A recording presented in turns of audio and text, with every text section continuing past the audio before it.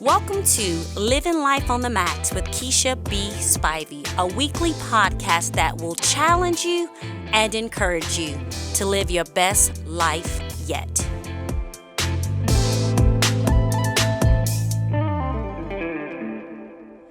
Hello, and thank you for tuning in today. For the last few weeks, we have been talking about navigating problems. And the truth is, we've all got some. The question is, how many do you have? And which one are you trying to get through in this moment? So for the last 3 weeks, we've been talking about how to deal with problems fearlessly, how to face them, how to overcome them, and how to break those things down into bite-sized pieces so that they're not stopping you. They're not hindering you from doing the things that you need to do, and you are actually using them as stepping stones. And so I opened up with the quote. Albert Einstein is who I keep coming back to because we all know he's a genius. And he said something so powerful. He said, we cannot solve our problems with the same thinking we used when we created them. That's not rocket science. That's not anything like chemistry. It's basic. The thinking and the behavior and the habits that you had to create the situation that you're in or that led to this place that you are cannot be the solution to get out of it. So as we're talking about facing problems, as we're talking about navigating problems, we talked about last week, in order to fix something, you first have to face it. And in facing it, it means analyzing how you think about that thing, what you think about that thing, and how that perspective and how that thing is going to be instrumental or detrimental in how you move forward. So today I'm going to pick up on lesson number 4. And as we're talking about navigating problems fearlessly, I'm going to challenge you to do something that many of us don't want to do. When we see a problem or we face a problem, we normally just want to run away from that thing. We talked a couple weeks ago about flight and fleeing that thing and ignoring that thing and denying that thing. But today, I want to challenge you to be an adult when it comes to your problems. And I want to challenge you to evaluate your problems carefully and prayerfully. To evaluate your problems prayerfully and carefully. To literally interrogate that thing, interview that thing, and find out how it got here and what you're supposed to do with it and what's waiting on the other side. Take some time to evaluate it. You know, we can't talk about what Albert said without coming to this quote, and I love it. It says, if I had an hour to solve a problem, I'd spend 55 minutes thinking about the problem and 5 minutes thinking about the solution. Wow. That right there is a good place to take some notes because he said, if I only had an hour, this genius said, if I only had an hour to deal with the problem, I would spend 55 minutes. I would spend the majority of that hour thinking about the problem, evaluating the problem, interviewing the problem, and 5 minutes on the solution. So in those 55 minutes, what is it that you need to do? What are the questions you need to ask yourself as you're challenged with problems? The first one is, who or what caused this problem? And the truth is, if you start playing the blame game here and your problem is everybody else's fault, then you've already surrendered your power. You've already said, I'm a victim and I'm cool with it. So the first thing is, who or what caused it? How did I get here? What decisions, what processes, what relationships, what things have contributed to creating this problem? Maybe it's something that you controlled, or maybe it was something that someone else did. But at this point, it doesn't matter how it got here. It matters on you identifying the source of it so that you can work through that thing.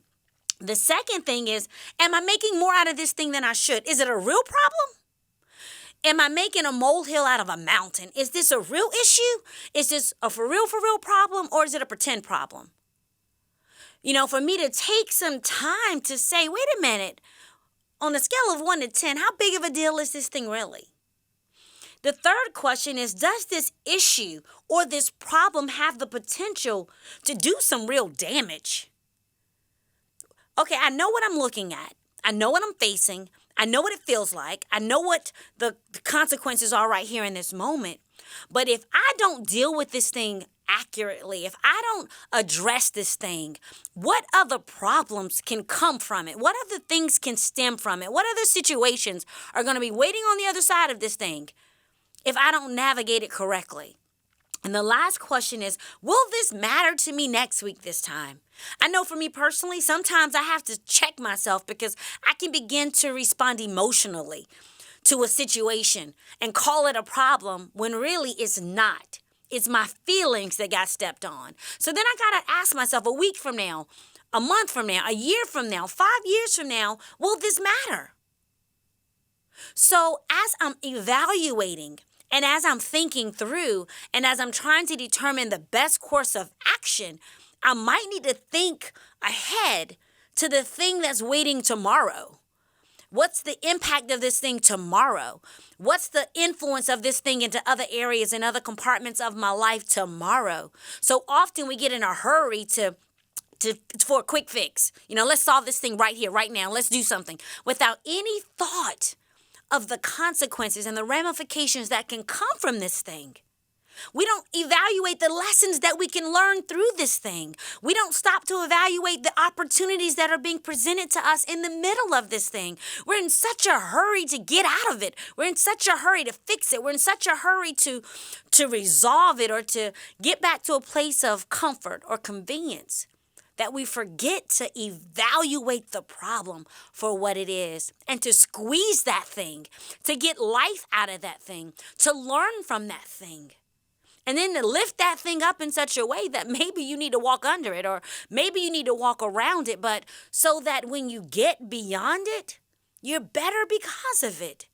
That the version of you that's being presented to the world, the wife, the husband, the student, the employee, whoever you are, you're better because of it.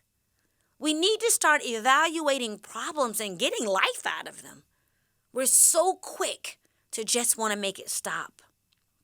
The reality is, if you don't diagnose a problem correctly, it has the potential to cause more pain and to cost you more time and to cost you more money. So taking the time to evaluate this thing and filter this thing through a lens of some real thought, with some futuristic views and perception and perspective, it's vital.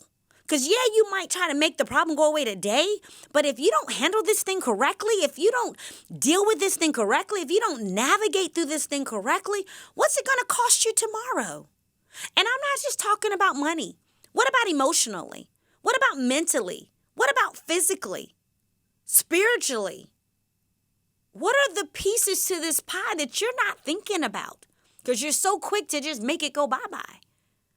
How you navigate problems today is impacting and influencing your tomorrow. And I want to take it a step further. How about your children's future? Because what you do impacts them.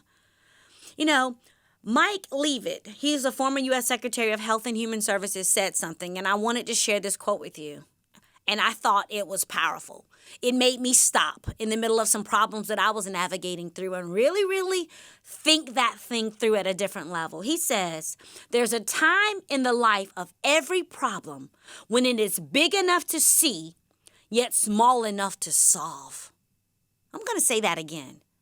There's a time in the life of every problem when it is big enough to see, yet small enough to solve. The challenge is, too many times we miss that window. We miss that moment of life that can solve it. And instead we let it become like a snowball that's rolling and getting bigger and bigger and bigger and more dangerous and more impactful because we missed the window, because we didn't take the time to carefully and prayerfully think through it at a deeper level. We didn't take the time to see how the solution would not only impact our today, but impact tomorrow and generations to come. The key when we're navigating problems is to find the right time and to be patient with that thing and prayerful in that thing so that when we begin to implement the solution, we're able to get the intended results, and we're able to get the outcome that will benefit us the most, not just today, but tomorrow. Inexperienced people expect problems to be solved instantly, but experienced people keep working the solution until the situation changes. I wish I could tell you that with your problem, this quick answer just fixes it and everything is gone. That's immaturity. To just think you can wave a magic wand and it go bye-bye, poof, and it's gone. But maturity says, wait a minute. As I've evaluated this problem, as I've thought through this problem, as I flipped it on the left and flipped it on the right and turned it back around to see what could happen and what are the possibilities, I've spent time doing my due diligence, then all that's left for me to do is to work the solution to the best of my ability. Knowing that even if I fall, I'm falling forward, and at least I'm 5'6" or however tall you are, further than I was when I started. King Solomon said, to answer before listening is folly and shame. And that was taken out of Proverbs. And when you think about folly, that foolishness, that's literally to start answering a problem before you've listened and before you've evaluated and before you've thought through it. 9 times out of 10, it ends up putting us in a place that we really didn't want to be. Repeating something that we could have avoided had we listened and evaluated and chose to do what was best. When patients are in pain and they go to a doctor, they want quick relief. But when they go in, the doctor knows that the pain has to be properly diagnosed in order for them to give them the correct prescription and to give them the right medication. In order for them to get the care that they need, there has to be a diagnosis. And why is this? Because the whole goal is not just to get rid of that moment of pain, but it's for the patient to be whole, for us to be whole. And we have to realize when problems are coming, if we don't deal with them correctly and we don't evaluate them and navigate them, then they start breaking off pieces of us. And it keeps us from being the wholeness of who we are supposed to be and moving forward in the direction that we need to be moving. So I guess what I just want to tell you today is very simple. You got problems. We all got them. Evaluate them. Talk to them. Interview them. Investigate. Learn from them, grow from them, stop hiding from them. But face it, evaluate it, and push past that thing. And I guess you want to just have the perspective that, we often see problems as ceilings, but I believe when we evaluate it, those issues and those problems that used to be our ceiling, if it's evaluated correctly, you can push through that thing, and that thing now becomes the floor. It becomes the stepping stone, the place that you can get your grip and a catalyst for where it is you are destined to go next. Problems are an indicator that you're on your way. Navigate it successfully and keep moving forward. I thank you for listening today, and I just want to encourage you, until we talk again, do you to the max. God bless. Have an amazing day.